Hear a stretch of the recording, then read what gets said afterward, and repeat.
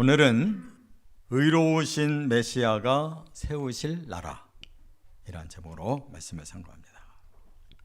우리가 성경을 크게 대별해서 보면 구약 시대에도 이제 아브라함부터 시작해서 남유다의 멸망까지 그 역사가 아주 큰 획을 긋고 있고요.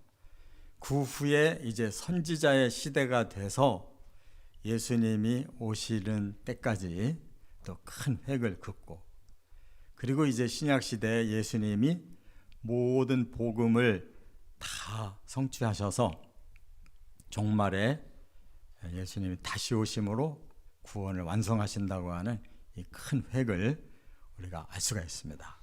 그런데 하나님께서 아브라함을 통해서 선민 이스라엘 민족을 택하시고 그들을 노예 생활하는 자들을 가나안 땅으로 옮겨서 그 땅을 공짜로 주시면서 너희가 여기에 하나님 나라를 세워라 그러셨는데, 그들은 모든 이웃 나라들의 우상을 섬기면서 하나님을 버리고 세속화가 되고 하나님이 주신 그 뜻을 완전히 잊어버렸습니다. 그 바람에 북이스라엘이 멸망당하고 남유다가 멸망을 당했어요. 하나님 나라의 예표를 세울 수가 없게 됐어요. 그래서 하나님이 이제 선지자 시대를 통해서 새로 방향을 바꾸셨습니다. 선지자들이 이제 북이스라엘이 멸망할 그 시대에 이사야를 세우셔서 이제 앞으로는 메시아를 통해 하나님 나라 세우겠다 말씀을 시작하셨고, 예레미야를 통해서 남유다의 예루살렘이 함락했지만 그러나 너희에게는 새 언약을 주겠다. 그래서 복음이 예정되어 있었고, 그리고 에스겔이 포로로 끌려갔을 때 그에게 환상을 계속 보여주시면서 결코 포기하지 말고 미래를 예비하고 기다려라.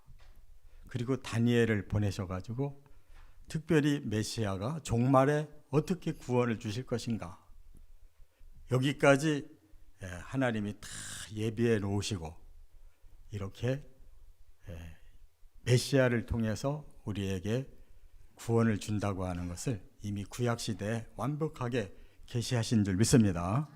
그러면 오늘 시편 97편도 거기에 똑같이 부응하는 내용인데, 여기에 우리가 깨달아야 될 점이 있어요. 본래는 이 시가 다윗의 시예요. 그런데 다윗은 이미 BC 1000년경에 죽은 사람인데 이 시가 다시 편집돼 가지고 사람들에게 읽히게 된 것은 포로 시대 이후예요. 다윗의 시를 이미 하나님이 계시하셔서 메시아 통해 하나님 나라 세우겠다는 거 다윗이 알고 있었습니다. 그리고 포로에서 돌아온 이제 사람들이 그 다윗의 시를 다시 발굴해서 이렇게 편집해서 종말에 메시아가 오시면 어떻게 우리를 구원하실 건가를 여기 다시 말씀하고 있어서 선지자들과 맥을 같이 하는 시편인 줄 깨달으시기 바랍니다. 그래서 오늘 본문에 보니까 핵심 단어가 두 가지가 있어요. 하나는 의가 핵심 단어고 또 하나는 기쁨이 핵심 단어예요. 왜 우리 인간들이 이렇게 비참하게 사느냐? 의를 잃어버려서 그래요. 그래서 예수님이 의로우신 메시아가 되셔서 우리에게 그 의를 줌으로써 구원하시는 거예요. 또 하나, 우리가 의가 없어서 이렇게 비참하게 인생이 살게 됐지만 의를 세우시면 다시 우리에게는 비참함이 아니라 기쁨과 즐거움으로 우리의 생명이 다시 회복된다는 거 믿으시기 바랍니다. 이러한 핵심을 담고 있는데 메시아가 세 가지의 사역을 행하심으로 이 나라를 완성하신다는 거예요. 이 말씀을 잘 따라가시기를 바랍니다. 첫째, 1절부터 6절에 보면 의로우신 메시아가 임재하신다. 임재라는 건 내려오신다는 거예요. 자, 1절, 2절 같이 읽겠습니다. 여호와께서 다스리시나니 땅은 즐거워하며 허다한 섬은 기뻐할지어다. 구름과 흑암이 그를 둘렀고 의와 공평이 그의 보좌의 기초로다. 네. 이 간단한 말씀 같아도 아주 중요한 단어를 막 계속 이렇게 연결시켰어요. 그러면 뭐가 가장 중요한 말이냐?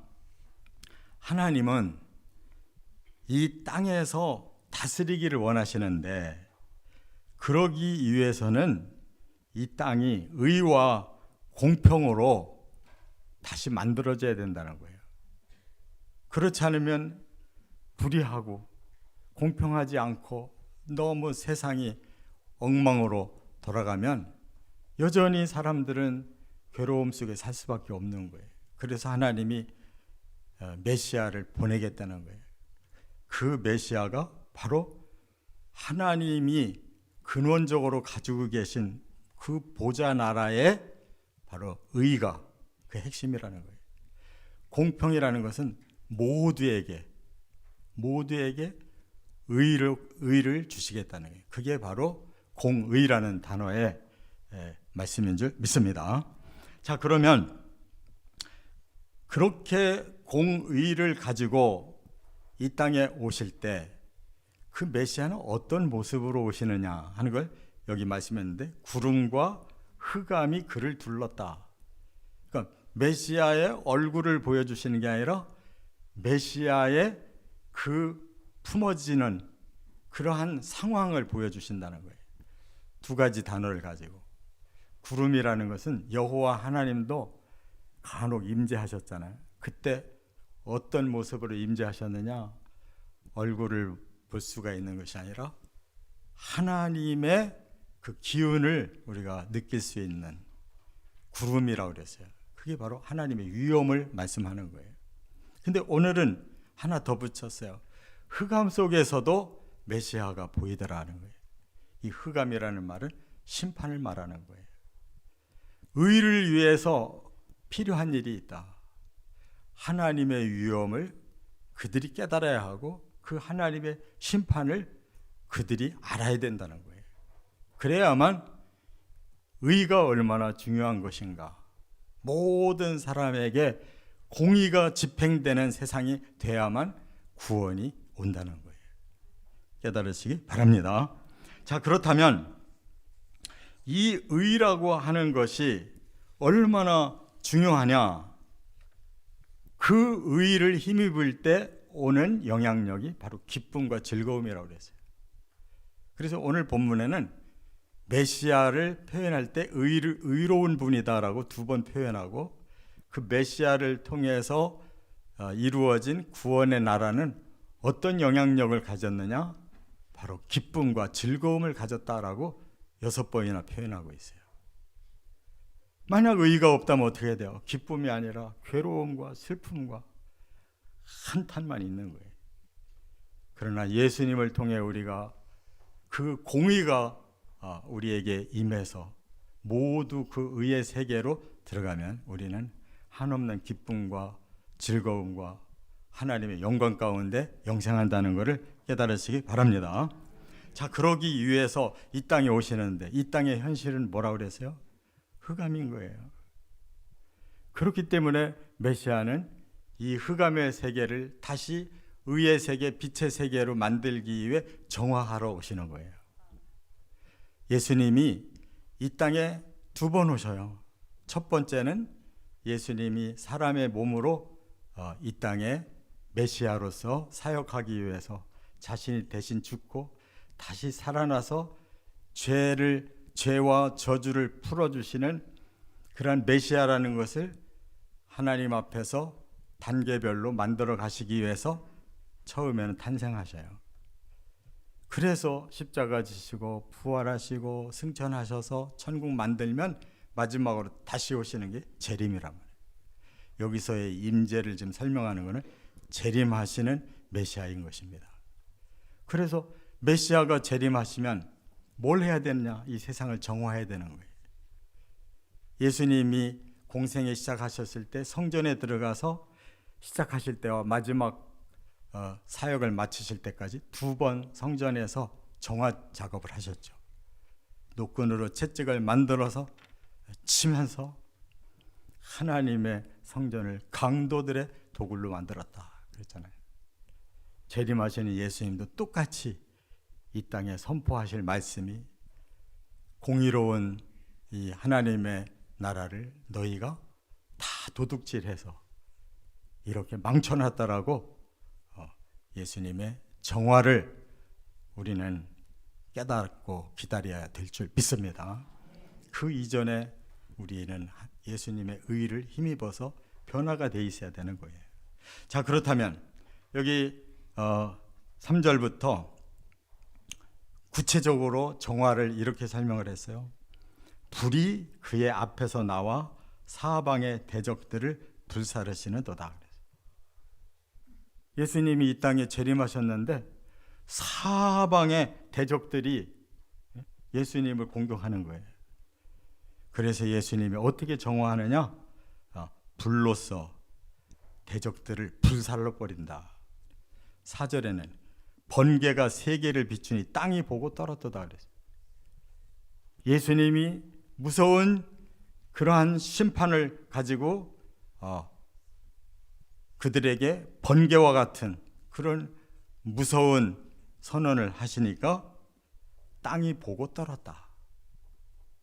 바로 모든 악한 자들이 메시아 앞에서 떨며 멸망을 당한다 하는 말씀인 거예요. 그러므로 그 결과 어떻게 되느냐? 6절에 하늘이 그의 의를 선포하니 모든 백성이 그의 영광을 보았도다. 그 악한 자들을 정화하고 나야 바로 그 의를 힘입은 하나님의 백성들에게 영광이 임하는 것입니다. 예수님이 오시는 날이 바로 그러한 정화의 시간이고 성도들에게는 바로 그 영광을 회복하는 소망의 시간인 줄 믿습니다. 그래서 반드시 이 땅은 회복이 되는 거예요. 여러분, 이 땅이 언제 그렇게 혼동이 일어나고 언제 파괴되기 시작했느냐? 바로 아담과 하와가 그 낙원에 보내졌을 때 그곳에서 사탄이 역사해서 낙원을 누려보지도 못하고 죄인이 되고 저주를 받아가지고 이 땅 낙원이 사라졌어요. 그러나 제2의 아담이 되신 메시아 예수 그리스도가 이 땅에 오시는 날은 그 낙원이 회복되는 날이다 그 말이에요. 그래서 이 땅에 우리가 지금 6,000년을 살았는데 아담 이후에 6,000년을 살았는데 나머지 제1,000년, 제7번째 1,000년은 바로 회복의 1,000년이고 그 낙원이 우리에게 실질적인 임시 천국과 같이 누려지는 축복이 있는 천국인 것을 믿으시기 바랍니다. 자, 두 번째, 그러면 그러기 위해서 메시아가 꼭 하셔야 될 일이 뭐냐? 7절과 8절에 보면 의로우신 메시아가 심판하신다. 심판이라는 것은 한쪽만 하는 거예요. 심판이 아닙니다. 양쪽을 다 놓고 그것을 공의와 공평으로 그대로 판결해서 집행하는 걸 심판이라고 해요. 자, 7절 같이 읽겠습니다. 조각한 신상을 섬기며 허무한 것으로 자랑하는 자는 다 수치를 당할 것이라. 너희 신들아 여호와께 경배할지어다. 여호와여, 시온이 주의 심판을 듣고 기뻐하며 유다의 딸들이 즐거워하나이다. 여기 두 종류의 사람들이 있어요. 조각한 신상을 섬기는 자들, 허무한 것을 자랑하는 자들, 그들은 수치를 당하는 날이다 그랬어요. 모든 악한 자들을 예수님이 판단하셔서 그들에게 수치의 영원한 형벌을 내린다는 거예요. 그러나 또 다른 한편에는 시온이 주의 심판을 듣고 기뻐하고 유다의 딸들이 즐거워할 것이다 그랬어요. 유다의 딸들은 하나님의 선민 백성을 말하는 거예요. 시온은 바로 의로운 하나님의 백성들의 나라를 말하는 것이에요. 그들은 우리 성도들이 되어야 될 줄 믿습니다. 그 심판의 날에 우리에게는 뭐를 판결하느냐? 너는 의롭기 때문에 너는 하나님의 나라에 들어갈 자격이 생겼다라고 하는 선언을 듣게 될 것입니다. 그래서 우리는 너무 기뻐하고 그때 우리는 진정한 즐거움을 누리는 날이라고 말씀했어요. 이처럼 반드시 예수님 오시면 이 땅은 대별해서 영원한 형벌이냐 영원한 생명과 영광이냐가 가려질 것이다, 이렇게 말씀한 거예요. 그렇다면 예수님이 그걸 집행하시는 때가 언제냐? 요한계시록 20장에 쓰여진 그 실체의 때에 이렇게 이루어지는 거예요. 계시록 20장 2절에 보니까 예수님이 용을 잡으니 곧 옛 뱀이요 마귀요 사탄이라 잡아서 1000년 동안 결박하여 무저경에 집어넣어 1000년이 차도록 그들은 나타나지 못한다 그러셨고, 그 1000년 동안에 성도들 어떻게 되느냐? 살아나서 그리스도와 더불어 1000년 동안 왕노릇하니 이것이 첫째 부활이라, 이렇게 말씀했어요. 그러니까 심판당할 자들은 그 시대를 장악하고 온갖 악을 저지른다는 거예요. 모든 우상을 섬기고 그들이 막 가치 있다고 떠벌렸던 그 모든 것이 무가치한 일만 그들이 일으켰다는 거예요. 그렇기 때문에 예수님은 그들의 죄를 확실하게 드러내서 그들에게 1000년 동안 형벌을 준다는 거예요. 그러나 하나님의 백성들에게는 그 1000년이 예수님을 모신 낙원에서 임시 천국을 누리는 그런 기쁨의 기간이라는 걸 깨달으시기 바랍니다. 자, 그 다음 끝으로 한 가지가 남아 있어요. 9절부터 12절. 의로우신 메시아가 구원하신다. 구원을 완성하신다. 그런 뜻이에요. 자, 여기 9절과 10절을 한번 같이 읽어보겠습니다. 여호와여, 주는 온 땅 위에 지존하시고 모든 신들보다 위에 계시니이다. 여호와를 사랑하는 너희여, 악을 미워하라. 그가 그의 성도의 영혼을 보존하사 악인의 손에서 건지시느니라. 네. 이것은 하나님께서 이 구원이 이루어지기 전에 사람들에게 선포해서 구원의 기회를 주시고자 하시는 메시지예요. 그렇기 때문에 주는 온 땅 위에 지존하시다. 이 지존이라는 말은 하나님께만 쓸 수 있는 지극히 존귀하시다라는 거예요. 그렇기 때문에 너희들이 섬겼던 모든 신들 위에 계신 분이다. 신들을 인정하려고 하는 게 아니에요. 사람들이 소위 말해서 가장 높이고 있는 그 모든 신들, 그들이 아무리 높아봐야 하나님이 그 위에 있는 분이시다. 이런 고백을 하라는 뜻인 줄 깨달으시기 바랍니다. 그러고 나면 메시아가 바로 그 일을 완수하실 거예요. 그것을 에베소서 1장에 이렇게 설명했어요. 에베소서 1장 21절에 모든 이름 위에 뛰어나게 하사. 예수님이 이 땅에 오셔서 태어나실 때부터 고난을 당하시고 공생애를 시작하실 때부터 사람들에게 대적을 당하시고 결국은 로마의 군사들에 의해서 십자가형을 당하셨어요. 그런데 그 예수님이 이제 종말의 때가 되니까 모든 이름 위에 뛰어나신 분으로 변화되어 있어요. 왜 그래요? 이 땅에 심판자로 오셨기 때문에 모든 자들 위에 심판의 권세를 행할 수 있는 메시아로 오신다는 거 확신하시기 바랍니다. 또 만물을 그의 발 아래 복종케 하신다. 하나님이 세우신 모든 세계가 예수님에 의해서 정화가 되고 그들이 선순환으로 변화가 될 줄 믿습니다. 그게 바로 천년 동안의 낙원을 이루는 거예요. 그 다음에 만물을 충만케 하신다. 이 말은 뭐예요? 충만이라는 말은 완성이라는 말이에요.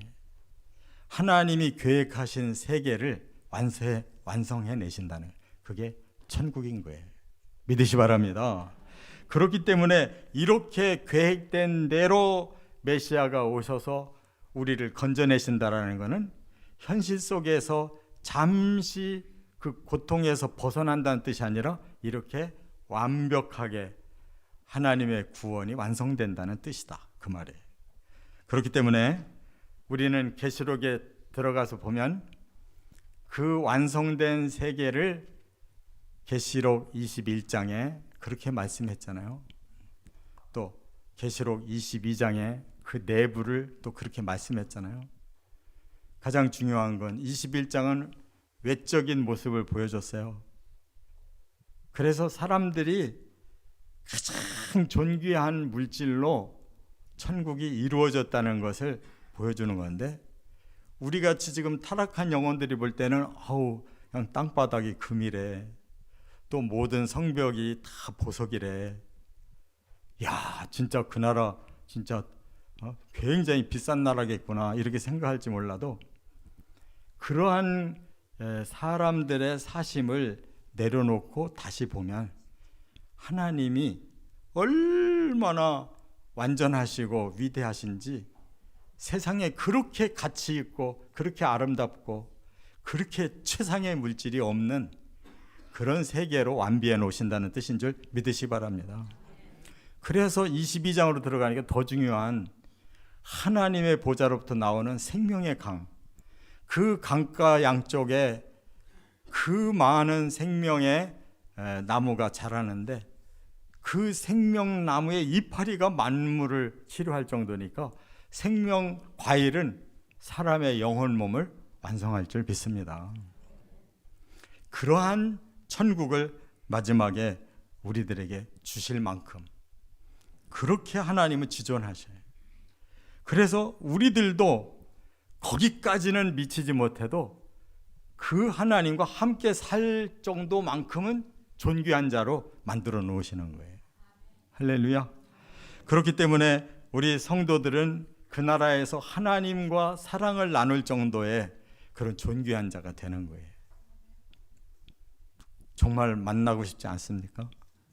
그 하나님을 우리가 과연 그 나라에서 같이 살면서 존귀하신 하나님과 그런 사랑의 관계를 맺는다는 것, 사람은 상상도 못할 일을 하나님은 다 계획해 놓으시고 이 오랜 역사 속에 하나하나 진행하셔서 이제 종말에 그 일을 이루시기만 하면 될 줄로 믿습니다. 자, 그날이 되면 어떠냐? 11절에 의인을 위하여 빛을 뿌리시고 마음이 정직한 자를 위하여 기쁨을 뿌리시는도다. 이 뿌린다라는 말이 얼마나 멋있는 말인지 몰라요. 우리는 막 그것이 너무나 지금 간절해. 근데 뭘 뿌려주시느냐? 빛을 뿌려주신대요. 또 하나 기쁨을 뿌려주신다는 거예요. 여러분, 빛이 없으면 사람은 행복할 수가 없어요. 살 수가 없어요. 그런데 그 나라는 빛의 나라예요. 또 그 나라에 기쁨이 없으면 아무 의미가 없어요. 빛과 기쁨을 뿌려주시기에 그 나라는 온통 행복이 가득한 나라인 줄 믿습니다. 12절 끝에 뭐라고 그랬어요? 의인이여 너희는 여호와로 말미암아 기뻐하며 그의 거룩한 이름에 감사할지어다. 그 땅은 불의가 없고 악이 없고 더러움이 없는 그야말로 하나님의 거룩함을 우리도 모두 함께 간직하고 있기 때문에 하나님 때문에 우리가 거룩한 존재로 산다는 그 자체가 너무 감사한 거예요. 그냥 감사가 입에 달아. 이것이 천국의 삶인 줄 깨달으시기 바랍니다. 자, 12절에 이렇게 천국까지 우리가 다 왔어요. 하나님의 말씀을 좀 더 확실하게 들여다보시고 어떻게 하나님이 이끌어 가시는지 그 신령한 단어를 쫓아서 이 말씀 더 깊이 깨달아 가시기를 주의 이름으로 축원합니다.